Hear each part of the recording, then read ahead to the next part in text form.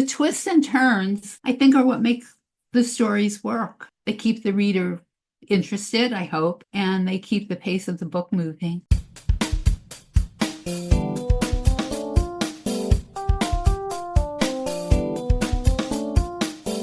Welcome to Your Creative Mind. This show is all about tapping into your creativity and using it to build a life you love. You'll hear practical tools, inspiring stories, and conversations with artists, writers, innovators, and changemakers who are doing the work, so you can too. Let's spark your imagination, focus your energy, and create with purpose. Ready? Let's go. Hey there, and welcome to the Your Creative Mind podcast. I'm your host, Isolde Trachtenberg. Thank you so much for taking the time to be here. I am thrilled with welcoming this week's guest. So I know Cathi Stoler, and I know her because of Sisters in Crime, which is a crime writers organization. And there's a national version. There is a New York State, Connecticut, New Jersey version. Lots of states have their own versions, chapters. And that's how Cathi and I met. And Cathy's an amazing writer. And so I want to tell you a little bit about her and her work. First, if you love mysteries where cocktails come with clues and danger hides behind elegance, you're going to be in for a treat with this conversation. Cathi Stoler brings us behind the bar and behind the scenes of her gripping Murder on the Rocks and Nick Donahue thriller series. Cathy's a Derringer Award winner, an Amazon bestseller, and a longtime champion of fellow crime writers. This I know for fact, first person.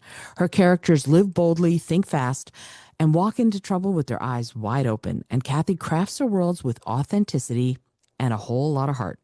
If you've ever wondered how to write page turners that readers can't put down or create characters who feel like old friends, and maybe dangerous ones, this episode is going to be for you. Pour your favorite drink and stay with us because you're not going to want to miss a word. Cathi, thank you so much for being here. Welcome. Oh, thank you, Isolde. I'm so happy to be here. I'm thrilled because there are I have so many questions. First of all, I love the way you craft your stories. There's a lot of twists, there's a lot of turns, but there's also the characters you seem to create they feel like very much real people, like they could exist, they could live next door to you, while at the same time living these kind of double dangerous lives. And I just want to dive right in and go, okay, talk to me a little bit about when you sit down to write a new book, what's the one thing you hold on to, no matter what twists you're going to write later on? What is your North Star when you're writing a book? Well, I think that my characters will come out of everything okay, that they will solve the crime, solve the mystery. They are very real to me. I base them basically on real people, not necessarily people that I know. I do know from my very first series, there was a detective that I had read about, and then they did another article about her years later, and she was always going undercover, and I love that. So I based my detective in that series on her, and then got to meet her at some point. Oh, cool. And my bar people, Jude, she's from the Bronx, where I was from, and I based a lot of her on the people I knew from the restaurant business. My husband had been in the restaurant business for a lot of years. So she's kind of a conglomerate. And Nick Donahue, I based on when I was in Venice. We were in a casino, and there was this incredibly elegant man who just stood out. And I thought, he would be like a really great character, gambler who solves crimes, even though he's a little quirky and a little funny, but he's very smart. So the twists and turns, I think, are what make the stories work. They keep the reader interested, I hope, and they keep the pace of the book moving. Well, So go ahead. I just feel like you have to have that. You have to have a lot of interesting ideas. I'm a pantser, so I'm thinking your listeners probably know what that is. I don't plot. I just start. But I always start with my main character, who I just said, I feel like they're real people to me. And then I take it from there. You know, it's interesting though. You said, that you not only do you feel like they're real people, but they are sort of there are glimmers at least of people you've known or seen. And what's interesting to me about that is that even if you base it on someone you know well, for example, you would still be surprised. They would still surprise you sometimes. And I guess I'm wondering when you're doing this and you say you're a pantser, which I think is great, when the plot or a character goes in a direction you might not have expected, for example, what do you do with that? Do you sort of go, okay, I guess we're gonna go take a left turn at Albuquerque, or are you second guessing yourself ever when you're doing this kind of writing? I think I let them go. I feel like my brain is going in that direction if they're going in that direction. And I want them to, they kind of take over. I don't know. I'm sure other writers feel that way as well, that sometimes their characters kind of take over this story. But I like to find that we're going in a different direction. And you know, maybe I was gonna go solve some other crime, but wait a minute, this sounds much better, that kind of thing. Yeah. So I like to do that. It's fun. It is fun. And it's funny to me when I'm writing my books, I like to think of myself as a plotter, but I'm not. I want to be. I want to be that organized, but I have sort of the kind of the bare bones of the idea of what's going to happen, and it's Hmm. all living in my head. And that along the way, the muscles and the nerves and the sinew and everything else sort of shows up as I'm writing. And I do sometimes feel like I'm sort of running to catch up. When this is happening, I feel like so that's where we're going. Okay. But at the same time, Yeah. there are times when we have to sort of research when we get ourselves into a situation where, for example, if your character is a lawyer and they have to know something about the law, do you do research or do you Oh, skirt that? Like, how do you do tons. that? Okay, so talk to me about that. Like I do Jude, tons of research. awesome. Tell me about what kind of research do you do for a Jude book? As Well, I know the bar business from my husband being in it, and I know all the people who worked at many of the places that he ran and worked at. And so I kind of knew that business. I did a little research when she was going to sell the bar. I didn't know how that happens, and I found a lot of information about that. But I did much more research for my Nick Donahue books because they're about the novella is about meeting his partner, and he gets conned into helping her with a jewelry heist. She didn't do the heist, but he gets conned into that. So I researched a lot about jewelry, and then I researched about gambling because not gambling exactly, but money laundering because it moves into that, and that's a very interesting thing to look into. And Swiss banking, and for the last book, um, he's in London, and there's a museum, and the book is about a forged Artemisia Gentileschi painting and a long con. So I had to really research a lot about the long con and the paintings, although I knew those paintings fairly well. I made up one. It's not one of her real ones. And I also had to research a lot about MI5 and MI6. And I went on their websites so many times that I thought, okay, they're going to come in. I'm going to be getting this email like, who are you? I almost applied for a job. I thought, what would happen if I applied for a job there? But I know that you have to live in London and you have to live in London actually and be a resident of the UK for at least 15 years. So I really found out a lot of information about them and about how you structure a long con and all the people involved, the shill, the person who just, gets people to start to participate. It's very interesting to do the research. I really like it. And the gambling, like, I'm not a big gambler. used to go gambling once in a while, but I know about blackjack too. So it was kind of fun to put all these pieces together. And horse racing in Out of Time. They wind up at the Kentucky Derby and weapons of mass destruction. There really is a cloaking device that is probably much more powerful now than when I found out about it. So it's really it is a little bit like a rabbit hole in a way. You don't can't put everything you find in your book, but it's good to know it, to have it in the back of your head. And it does take you sometimes in a different direction than you thought you might be going. I feel like that all the time. No, I really do because I feel like when I first started writing my first book, in the mystery genre, I was going for a one book thing, and then all of a sudden, as I'm writing, I went, "Oh, there's a lot more here."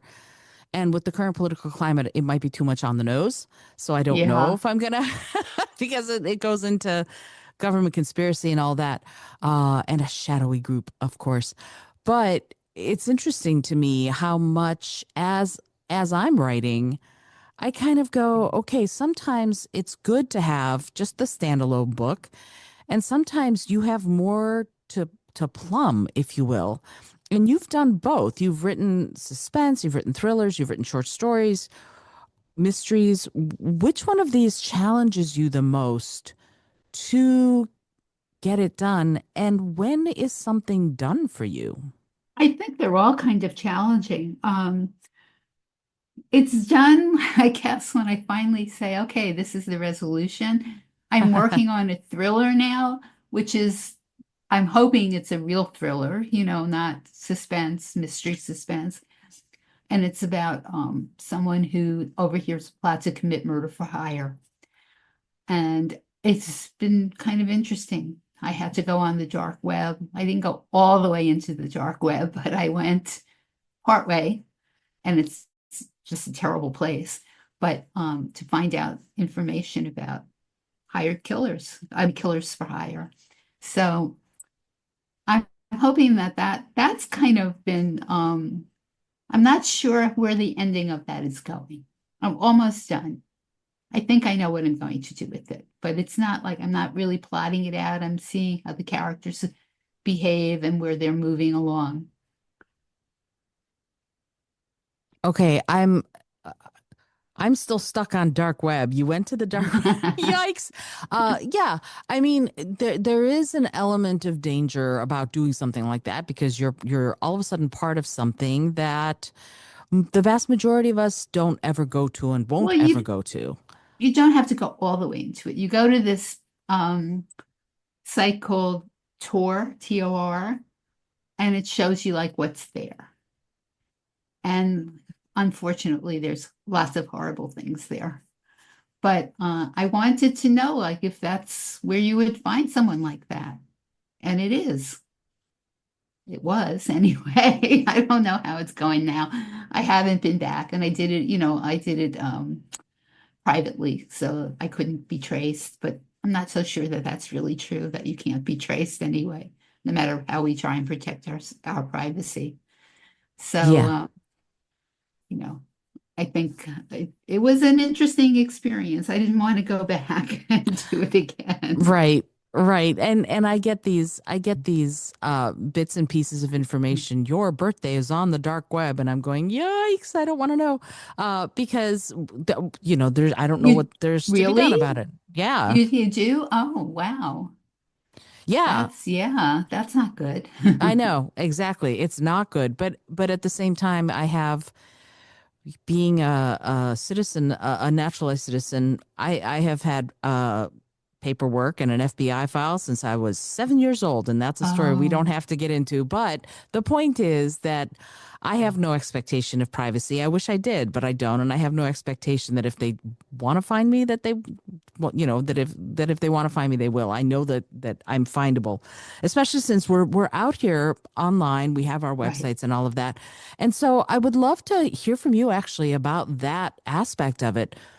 Your characters are sort of living as I said, double lives. Jude has a bar. She also solves crime. Nick Donahue's a gambler who ends up getting hoodwinked and sort of coerced into pulling off a heist. Talk to me about that level of writing. When you're writing multiple worlds in one, what is your process, A, for keeping it straight, but also what is your thought process of who these people have to be in order to be able to live these double lives and have at all healthy psyches? I'm not sure that I would say they're living double lives Okay. because they are having their jobs. Jude owns the bar and Nick is a gambler, and it's like coinciding lives, let's say. She gets interested with because of her landlord and very best friend, an older man who asks her to help him solve a crime. And then it kind of mushrooms from there for the other books. And Nick gets interested because of his partner, Marina, and then they go on. She's invited to solve another crime, and he's like, the afterthought in a sense with her, but he winds up solving it. So their lives are together, but they separate a little bit from Mm-hmm. their original, focus Mm-hmm. or their original selves, I guess I should say. And my process is just sort of, I really do kind of like see where things are taking me. I do keep a little document with what happens in every chapter so I don't get confused. But after Mm-hmm. I write it, I do that, and then I go back and say, oh, they did this in chapter 5. Oh, no, they can't do that again. If I sometimes repeat myself while I'm writing, I guess I liked it, whatever. And I also find that my settings are very important for both of these stories because, the Lower East Side and the bar is a whole world unto itself, as is a gambling uh, environment, casino, although he's not always in the casino, but that whole milieu of that kind of person and who you would meet there and how you would encounter them.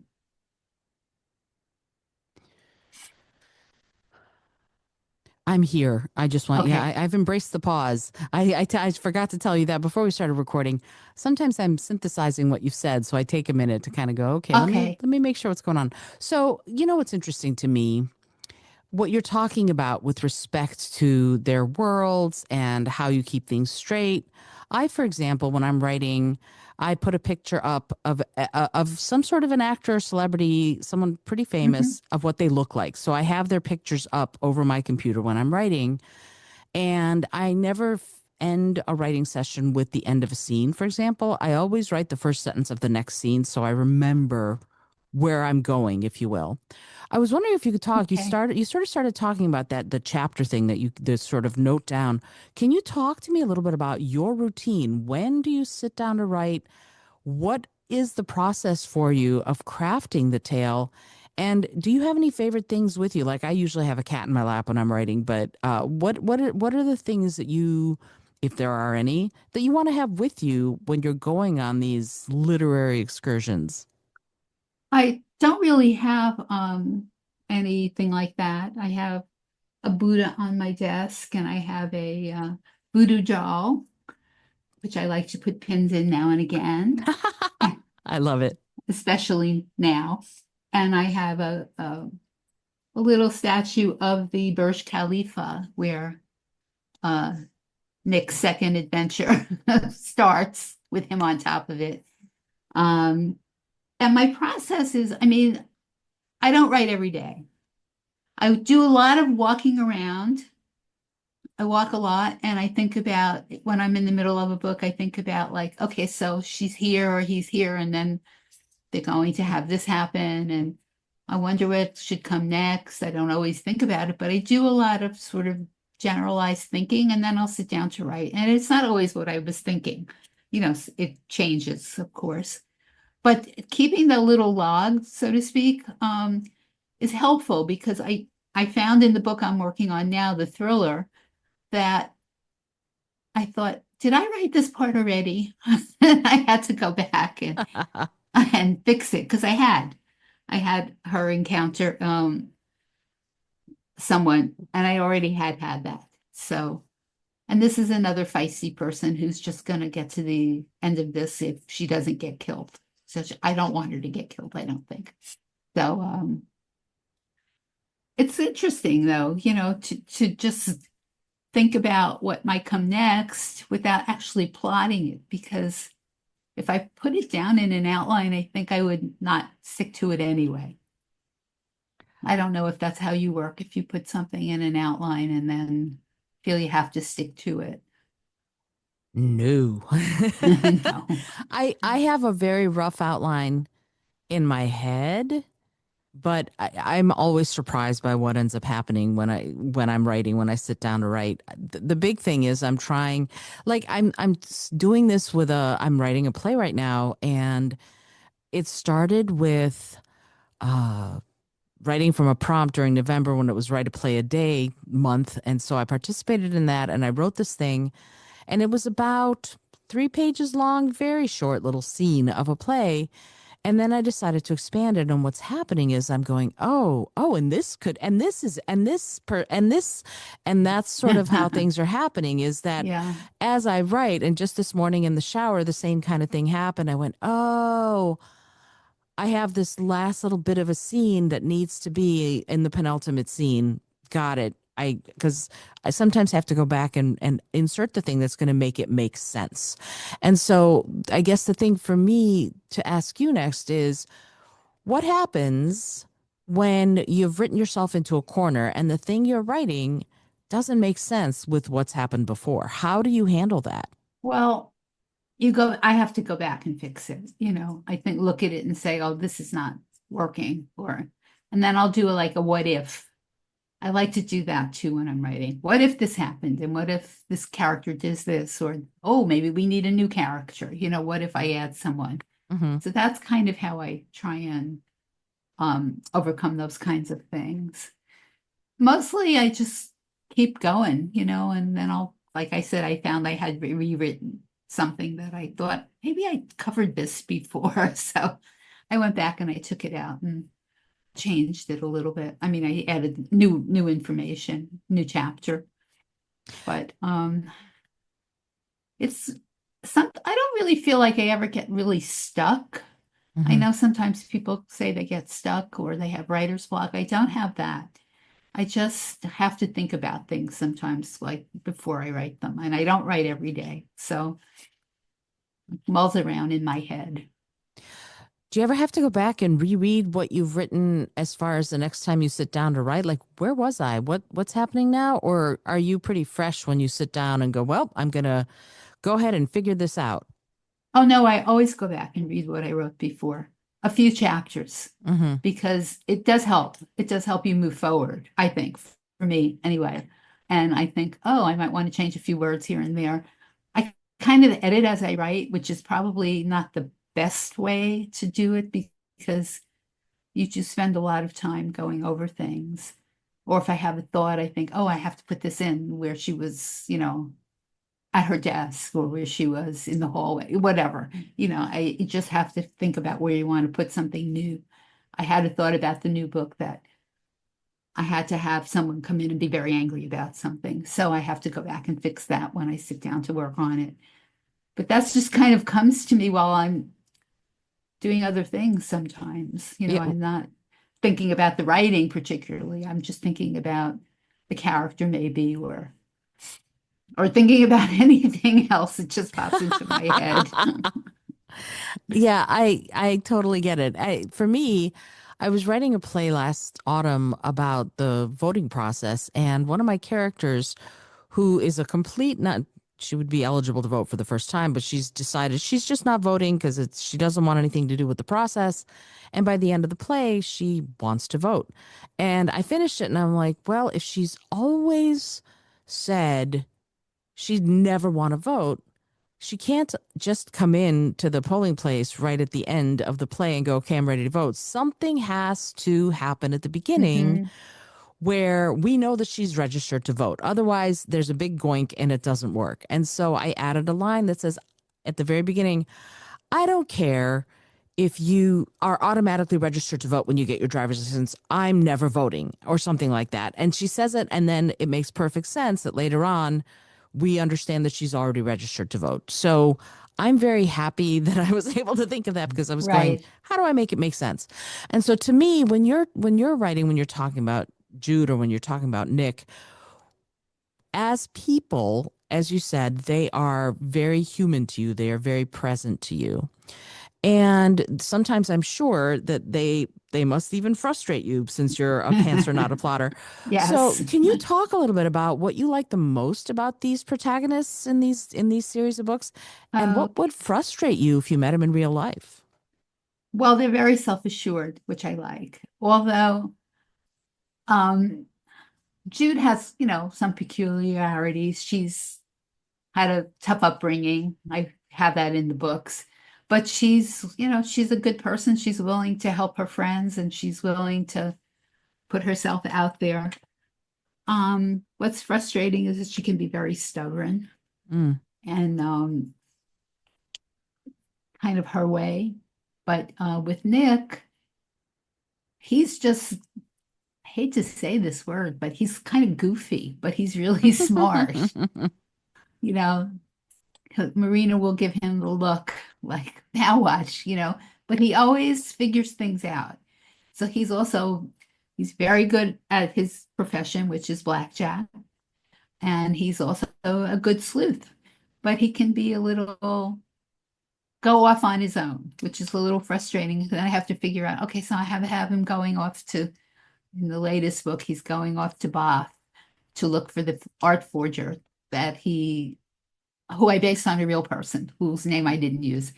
mm, And he just decided to do that. And I thought, oh, that's a good idea, though. He's going out to find out who this guy is, and he winds up buying a painting from him. So mhm, it's just, some of it is just organic, I think, that what they would do, because I feel like I know these characters so well at this point. And other parts of it are like they have to do a little something different.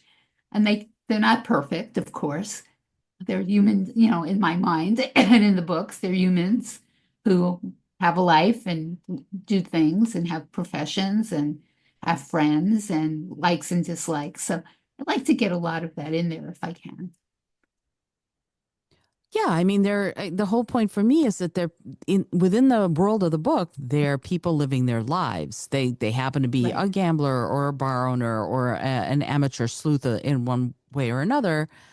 But they will eventually eat dinner. They will eventually put on their slippers and make themselves some tea or something like that. So right. I think we write better, fuller characters and worlds when they have interior and exterior lives. Myself, that's my own opinion, but I would love to talk to you a little bit about, and this is a bit of a pivot. I'd love to find out from you, with writing suspense, you're writing a thriller right now. Mhm. I'd love to sort of ask you to walk me through a scene in one of your books, from setup to the suspense of it all. What tools do you use to make your readers feel the tension in their bones? Like, what is it that you are doing as you're ramping that tension up in either a suspense or a thriller book? Well, in Nick of Time, as I was joking before about my Burj Khalifa statue, it opened. I'm going to backtrack a bit. I've been trying to start my books with a suspenseful scene instead of just not a prologue, but something that you're going to come back to later in the book. Mm-hmm. Like, so for Nick, it opens with him hanging off the edge of the Burj Khalifa on the highest part. And no one knows he's there. No one from down below. It's so high, no one can see him. He says he has a better chance of waiting on a plane to help Huh. him than anyone seeing him. So he does get rescued eventually. And the problem the reason he was there is because of Marina. So he has to go and help her.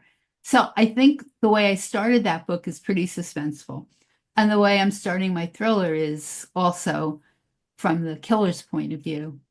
Um, he's telling this person, once you give me the money, it's a done deal. There's no going back. I will kill your wife. And my protagonist overhears this. Mm, So she is in a panic, of course, because she doesn't want to be seen. She doesn't want them to know she's overheard this. She doesn't know who these people are, but now she's afraid some woman is going to die, pardon me, in the next few days. So I think what I'm going for with all of them is something very suspenseful to grab the reader right away. hmm And in Jude's last book, she's helping a friend on a cruise ship. Well, she was invited by her fiance. And the first scene is about someone getting roofied and walked back to the cabin, and her engagement ring is stolen. And it's all about stolen, jewelry and a big jewelry ring thief. I mean, a jewelry theft. Um, um, Jewelry theft. I can't think of the word I want to say. Jewelry theft, like people uh, business. Jewelry theft ring probably is Yes, the right, yes, the ring. It a is. It's different, a it's ring a, of jewel thieves. right. It's a different kind of ring, but yes, Yes, but it's so interesting to me on a cruise ship. It's kind of a locked room mystery because they are all there together. You have a huge pool of right. suspects, but they're all there together. And you know what's interesting to me about you starting a book with Nick hanging off the Khalifa? I have a book and it's silly, but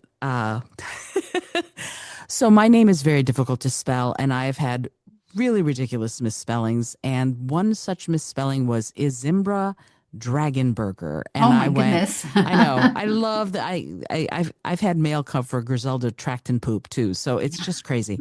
But anyway, so I went, that's a great name and I'm going to make her a character in a book. And I haven't written much past the first scene, but she's a spy, and the book starts with her hanging by her fingertips off the edge of a cliff. So I was like, oh, that's and it's a little bit more lighthearted than your suspense scene, but it's just very interesting to me that we both kind of went, let's get Put them them in hanging by their finger. danger. Yeah, put them in danger within the first couple of sentences. And she's not in any particular danger. She's rock climbing because her boyfriend pissed her off. So she just went, but she's doing a solo climb. In other words, when you're doing a Hmm. free solo, you're in there with no equipment, no nothing, and you're just hanging by your toes and your fingers, just which is not something I would ever do, but it's just interesting to me that we both kind of went there. Yeah. But I do like I know that we're supposed to be talking about you, so let me No, no, ask I want you. to hear what you have to say as well. Oh, believe me, I talk plenty on this show. But the thing is that like when we're in this process, we somehow at some point decided to tell these stories, different characters, different people, cajillions of books coming out every year, lots of people making the decision that they want to write, especially write mysteries or thrillers or suspense. And you've done a fair amount of it. So I would love to ask you, what is something that's maybe a piece of advice that you'd give to a new novelist, to someone who's just starting out, trying to write their first book? What's something actionable they can do to avert errors or to fix a mistake that they might be making? What's your thought on that? Oh, well, I think they first of all, they have to sit down and do it. Just sit down and start writing. And then you can't fix something if you don't have any words on the page to fix, Mm-hmm. and then you look at it again. I mean, I think you have to look at it with a like a reader's eye at some point Mm-hmm. and say, would this be interesting to someone else? Because if it's your work, you do think it's interesting. You do think this is a great a great story, Um, I was a copywriter and I always wanted to write a mystery and I never did. And then I took a class about overcoming your fear to write your novel. It wasn't about mysteries, but it was just great. You have to do it though. I mean, Hmm. that's really my advice is to start.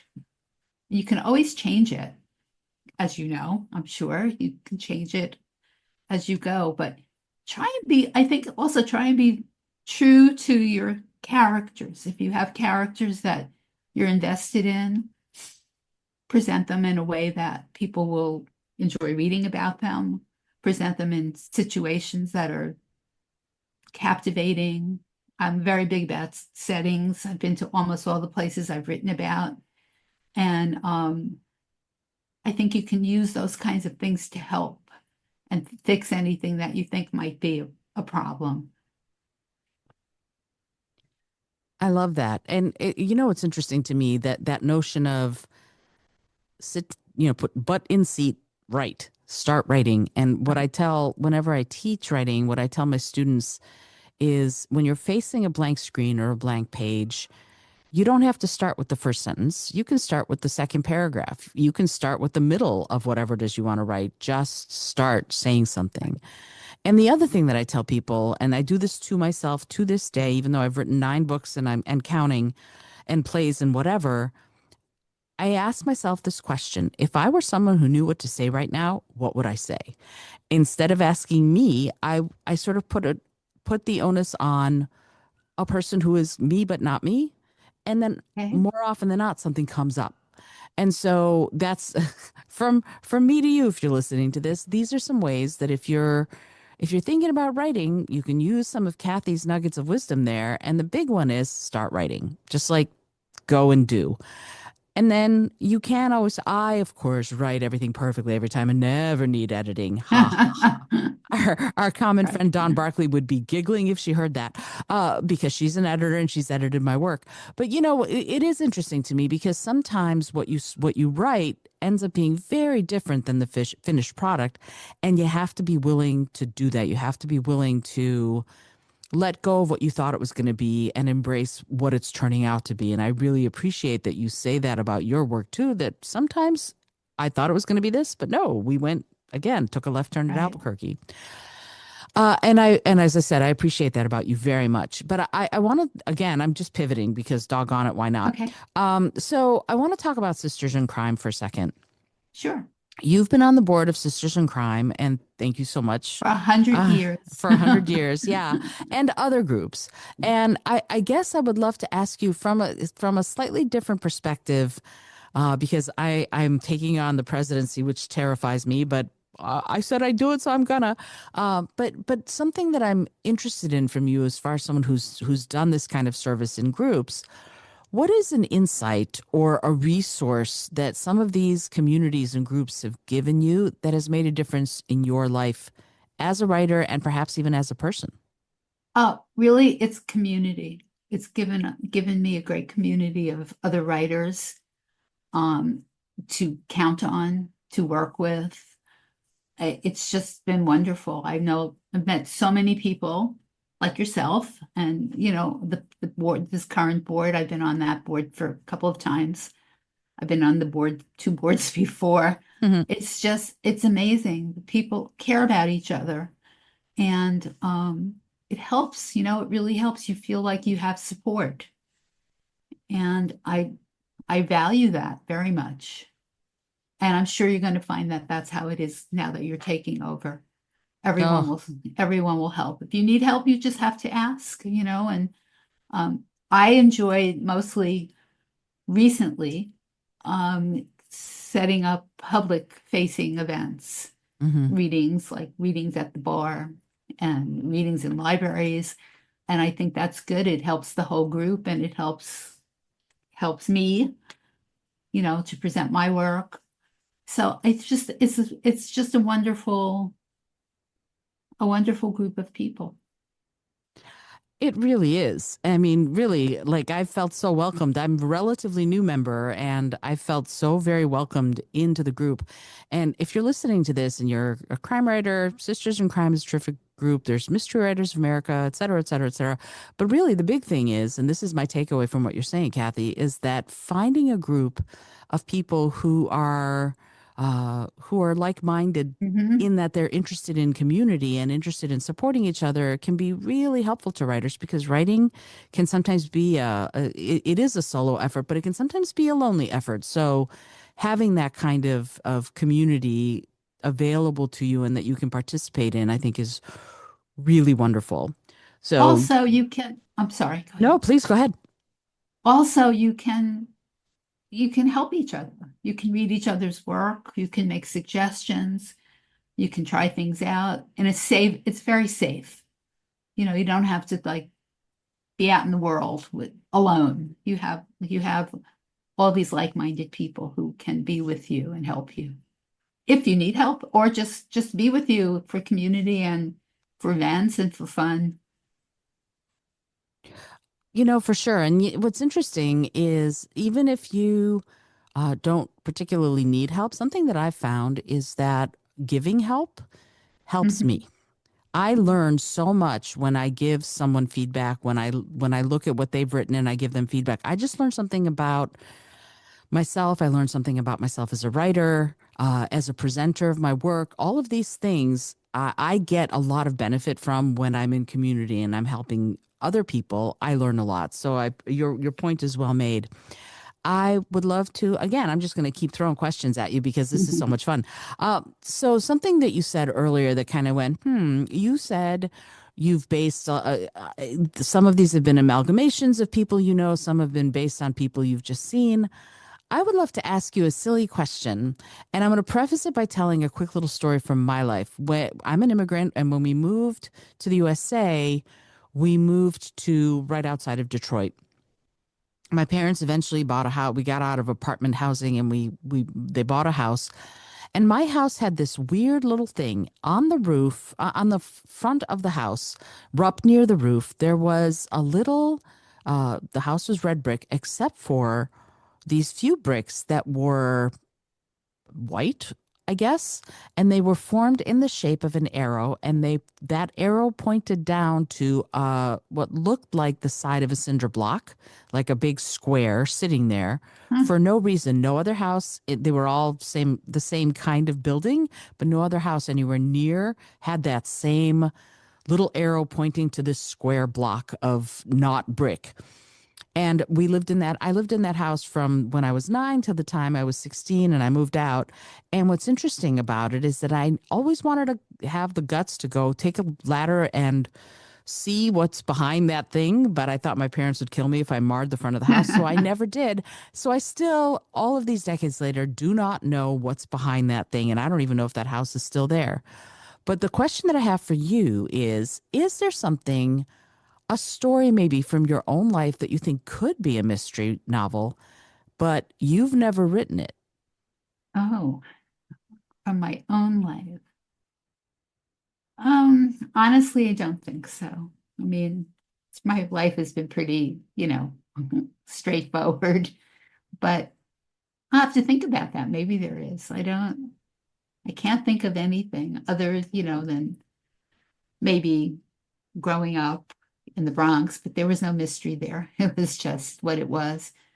No, honestly, nothing comes to mind.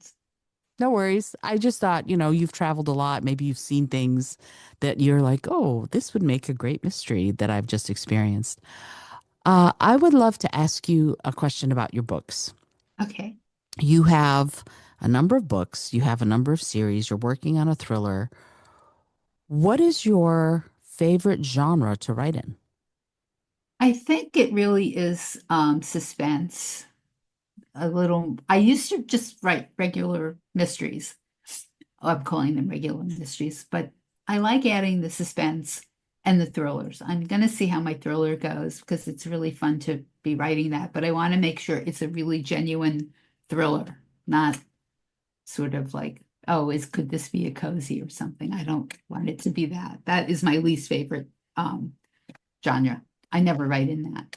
But yeah, I would say suspense. Mm. I think cozy is interesting, but I've never written in it either. I grew up reading Robert Ludlum, so I was Me always too. That's Parsifal Mosaic and Matry Circle are my two of my favorite books, and it's because it's edge of your seat stuff. And for some reason, for the longest time, I thought I couldn't write edge of your seat stuff, and it turns out my tarot card thrillers are edge of your seat stuff, or so I have been told by people who've read them, which is exciting for me because I never thought I could. But when you're writing these, I guess the question I have is when you're going through, I know you say you don't write every day, but when you're going through the stuff of life and we all have it, what brings you back to writing? Is it a sort of a balm to the rest of your life, or is it something that is dogged for you that you can't wait to get back to? What is your flow with respect to how you write, when you write, and what your, I guess, motivation is to write? I think it's more of a balm because I really enjoy it. I love writing. But again, I don't write every day because I've had a lot of things to be busy with lately. And even when I wasn't that busy, I just didn't write every day. I think about it all the time. So when I sit down to write, I'll be like, oh, like I said earlier, I think, oh, I have this thought I have to add where this character comes into her home and she's really annoyed at everybody because of what had gone on. So things like that, I'll think about it. But it's just for me, it's a joy to write. I just somehow, like some days I get through the day and I go, oh, I should have probably sat down at my computer and been writing. And other times I'll be like doing emails, I'll be doing promotional things, but not writing my book, which is probably should be first and foremost. Get it done, then, get it out there. But it's just, I've always wanted to write, I think, because I was always a tremendous reader from when I was a little girl. And once I started reading mysteries, and like you, like the spy novels, I love Mm-hmm. them. Read every one of all of those people. And I don't know that I could write a spy novel, but I would, I guess my thriller or my suspense books are kind of closest to it. So it's just fun. Yeah, It's a it's fun. it is. It is so much fun. And as you're talking about it, I'm like, Graham Greene's The Human Factor, Anthony Burgess's Tremor of Yes, Intent, all of these books. I actually in college was very lucky. Professor Joseph Blotner, phenomenal man, phenomenal, wonderful professor, taught a class at the University of Michigan all about spy novels. So we read Burgess, we read Graham Greene, we read Adam Hall. It was brilliant. It was just what? Len Dayton. We read some of the right. greatest spy novels and it was lit crit. We were doing it from a literary perspective.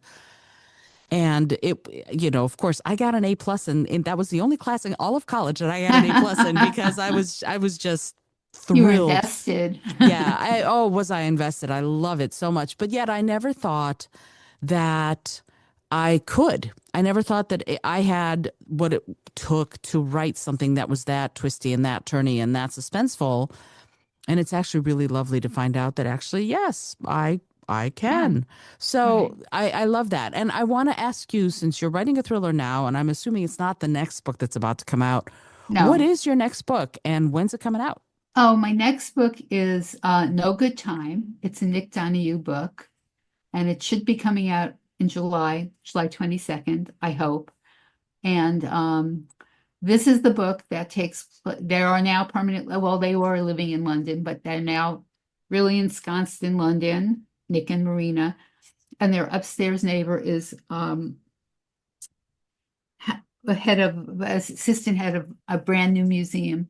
And they're having this great retrospective of 15th and 16th and 17th century artists, of which Artemisia Gentileschi is one of them.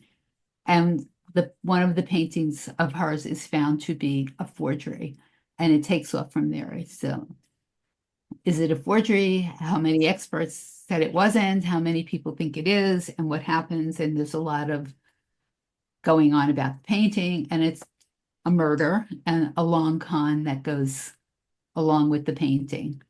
And Nick winds up solving the crime with a Well, little help from a friend of his in New York who used to be the king of the cons, so to speak.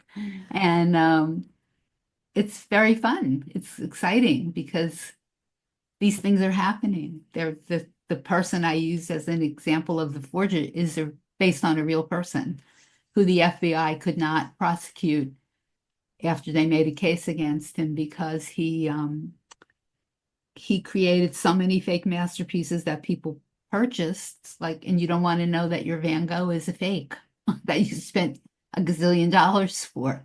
So they had to let it drop. Oh, that's interesting. I've never heard of that before, but it makes a lot of sense that people would It just would, be, yeah, it would it would have created a huge deficit in the art market. oh, that's So so interesting. You know what's interesting to me about forgers who are that good? It makes me wonder, why aren't they artists in their own right? yes, you would wonder that. I think some of them are. I think there's another book that's coming out from an English author that uh, is about a forgery, and the person who is the forger is in it, I think. It's not like a secret, they did this for a reason. Hmm. I don't think they did it. I don't know if they did it to mislead anyone, but again, you're right. They could, if you could make a Matisse look so beautiful, or a Van Gogh, or any one of those masters, or Artemisia, why would you not be painting your own? If you can do any of those styles, it's Yeah. crazy.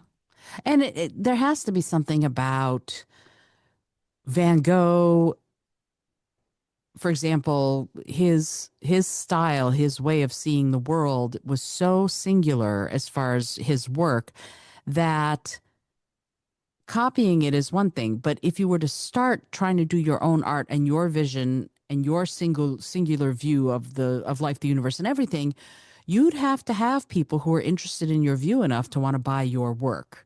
And Yes, and that's that's true. that's the interesting thing to me. When we're done with this, I'll show you my version of Starry Night, because I decided I was going to try and do it, and it's hilarious. But because I wanted to improve my ability to paint. But what's interesting to me about it is that there is this, you're standing on the shoulders of giants if you're trying to do your own individual art, if you're trying to write your own individual book. We have all learned from Agatha Christie and Dashiell Hammett Hmm. and Graham Greene and Robert Ludlum and all of that. So I'm going to ask you, who's your favorite author? Oh, gosh. Well, I always liked Sue Grafton. She's one of my favorites. Mm, I like Graham Greene. I don't think I have a particular favorite. And of course I like all the spy people because I'm love John le Carre, and hmm. I'm waiting patiently for season 2 of The Night Manager. I thought that was just a great story. And I love oh, I can't think of his name.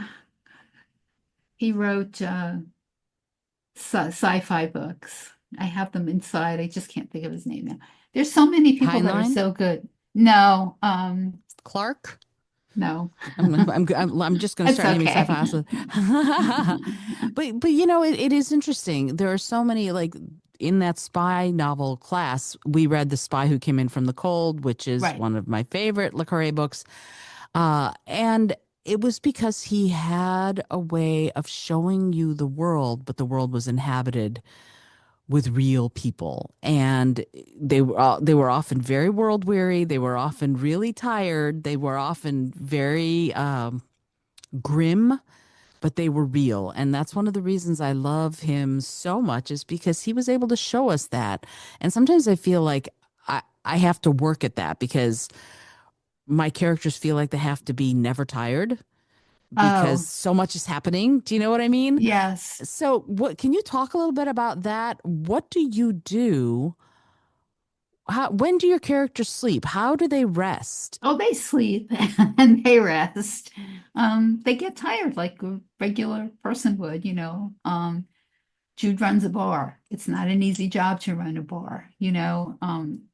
In real life, it's not an easy job. Mm-hmm. And then there's also all those problems that you have with besides the mystery, but just managing a restaurant and a bar. So you get tired. And Nick also, he gets tired from trying to figure things out, um, and running around and trying to help Marina. And well, he inserts himself in her investigations because he wants to, but he gets tired and it's just, you have to give them a little space for that, I think, as you go along, like they were a little world weary now and then, but they bounce back because otherwise there wouldn't be a great book at the end of it, I don't think. So I don't know. I handle it by they take a break or they go for dinner, easy things like that Yeah, that fit into the story. I feel like sometimes when I read, it's like watching Matt Damon in any of the Jason Bourne. Wow, I know that there are some people doing all this, but wow, he would be so tired. I Yes. would be so tired. Like that's a lot for anyone human to put themselves through, and yet it seems to me that that happens all the time. That you see these people being superhuman because of who they are, and any regular person would be like, no, I need a nap. This is crazy. i need Right. to i need to take time and recharge, but they never get to. And it's this high octane thriller thing that asks for sort of a superhuman quality to these characters that I always feel when I'm trying to write it, that I want to stay realistic, but I don't feel like these thrillers are in that way. So it's very interesting to sort of mind bend around the fact that to write in this genre, most of the time, they're not going to get a lot of rest. They're not going to get a lot of healthy meals. They probably drink Right. too much alcohol and too much coffee, and that's what gets them through. So it is interesting because it's always when I teach people how to do public speaking, I say you have to be natural, but you have to be natural plus because you're not going to come in and go, "Oh, I'm so tired, all of you. This is just going to suck because I'm Right. just disgusting and exhausted." Right? They can't show up that way in the real world, but also not in our fiction unless there's a reason for it, and that's something that I think we could talk about the reason our characters do what they do in yet another episode. But I know you have a day to get back to, Kathy. So I would want to ask you just a few more questions Okay. if that's okay. And then I Sure. will let you go. So if somebody wants to know more about your work, about Nick and about Jude and about the upcoming novels and where they can find the next Nick Donahue book that's coming out. My brain just went blah. I almost said Nick Jude, and I know that's not it. If someone wants to know more about them, how do they find you on social and your website and all of that? Well, my website is www.cathystoler.com. So they can find me there. All my books are listed there. The new book, No Good Time, will be coming out July 22nd, I hope, or sometime around then. I'm also on Facebook at Cathi Stoler Author and on Instagram, the same at Cathi Stoler. And I'm on Goodreads, Cathi Stoler. So I think it's pretty easy to find me. My books are usually on Amazon and Barnes and Noble and Nook and Kobo, the regular outlets. I'd like more of them to be in the store rather than Right? just ordering online. But we'll see about that. I did want to say one more thing about what we were just talking about, though, about being tired. In my novella, Nick of Time, he was running like crazy from one like adventure to the next. It's a three-part novella, and there was no time in that book. As you were talking about it, I was thinking about it. There was no time in that book really for him to relax. He got kidnapped and he wound up in Monte Carlo at the end, and in between he was in Switzerland helping his brother, and it was just like a nonstop story. But that was a 20,000 word story, and it was just really quick and fast paced. Most of my other books, they have time for a little relaxation. Right. Yeah, and it's interesting in Die by the Sword and my tarot card thrillers, she keeps getting these vicious headaches to the point where she passes out. And there's reason for why it's happening, but the point is that she's passed out and there's stuff that's going on around her that she doesn't witness, that my main character doesn't witness because she's passed out. And it raises all of these issues in my brain. How do we do that so that we're not being untrue to the story, but still true to what's going on Hmm. to that, what's happening to that character? And that's a huge question that a lot of writers grapple with. So it's you, if you're listening to this and you're grappling with these kinds of things, you are not alone. All righty. Cathi, I'm super grateful that you took the time to be on the show. I have just two more questions and then I will let you go. Okay. The first question is, what is it that gets you up in the morning? And I don't mean your alarm. It's just want to face the day, have a good day, and do things, go out, do some writing most of the time, and meet some friends, and just have a nice life. I'm trying very hard these days to not get crazy about all the political things that are going on, which is Mm, very hard. hmm So I'm working on that because it's been very hard for me to ignore that. I just not happy with it. But I really just want to enjoy my life and, you know, get up, go out, do something good for the day. I love that. I really do because I'm right there with you. I have to say, overwhelmed by the current political climate and social climate. So I'm kind of retreating from it. So I completely understand. I'm doing my activism when I can, but Mm, I'm trying to keep myself shielded as much as possible yeah, because I was finding myself crying at inopportune moments and went, okay, that's it. You have to remove yourself because it's too much. And taking care of ourselves while taking care of the other people we're supposed to be taking care of makes it a lot more challenging when things are challenging. So again, your point right. is well made. Uh I was doing the same thing, crying. I just like am getting angry, mhm. so angry about all of these things. And I think I'm just trying to make myself stop. I also belong to some political groups, not very nonviolent political groups, and Mhm. it's it's frustrating though, but I try and put that aside, and just have a good day. I think that's so much of what we do is survival. So focusing on peace of mind in the midst of survival, I think is really lovely and very wise. I'm very grateful to you for that reminder. And here is the last question. And Okay. it's a silly question, but I find that it can yield some profound results. And the question is this. If you had an airplane, environmentally friendly, of course, that could skywrite anything for the whole world to see, what would you say? Oh, I can't say what I would say. You can say whatever you want to say. It's Hmm, your moment of skywriting. Go for it. I would just say this is political, but I'll say it in a nicer way. Dump Trump. Okay, there you go. Yeah, there we go. There we go. Yeah, yeah. I understand completely. All righty. So I'm once again, Cathi, grateful to you for taking the time to be Oh, on the show. thank you. This is super fun conversation, and I'm looking forward to working more with you in Sisters of Crime and reading more of your books. I Okay. appreciate you being here. If you're listening to this, you know you need to go find Cathi Stoler. Go to the websites, check out her books. They're super fun reads. I've read a couple and I really enjoy them. And I don't say that lightly. If I don't like something, I just don't talk about it. So you know that if I talk about it, that I like it.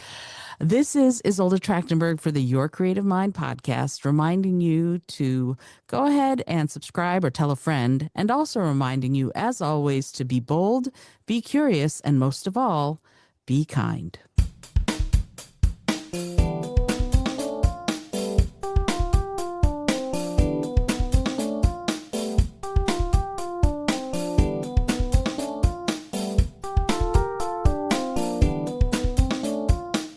Thanks so much for joining me today. I really appreciate you being here.